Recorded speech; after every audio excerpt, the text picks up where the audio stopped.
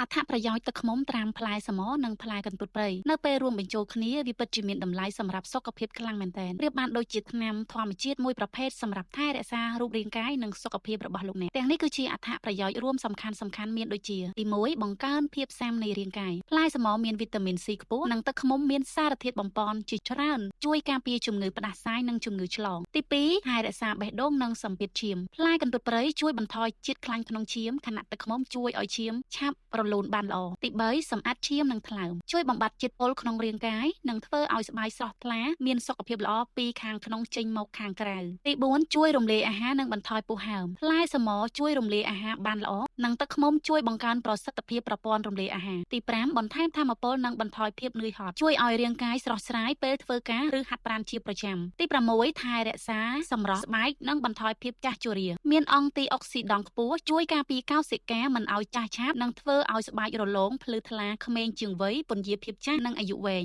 ទី7ជួយសម្រួលអារម្មណ៍និងបន្ថយស្ត្រេសក្លិននិងរសជាតិផ្លែផ្អែមធម្មជាតិជួយឲ្យចិត្តស្ងប់និងមានអារម្មណ៍ល្អអត្ថប្រយោជន៍ទូទៅរួមមានជួយបង្កើនប្រព័ន្ធភាពស៊ាំនៃរាងកាយជួយបន្ថយភាពនឿយហត់និងថាមពលខ្ពស់ជួយសម្អាតឈាមនិងថ្លើមបានល្អជួយបំបត្តិជាតិពុលក្នុងរាងកាយជួយធ្វើឲ្យស្បែកភ្លឺថ្លានិងមានភាពក្មេងជាងវ័យសូមអរគុណលោកអ្នកដែលបានទស្សនាវីដេអូនៃការចែករំលែកតាំងពីដើមរហូតដល់ចប់សូមជូនពរលោកអ្នកឲ្យមានសុខភាពល្អសំណាងល្អជួបជាមួយនឹងនាងខ្ញុំនៅវីដេអូបន្ទាប់សូមអរគុណច្រើនជម្រាបលា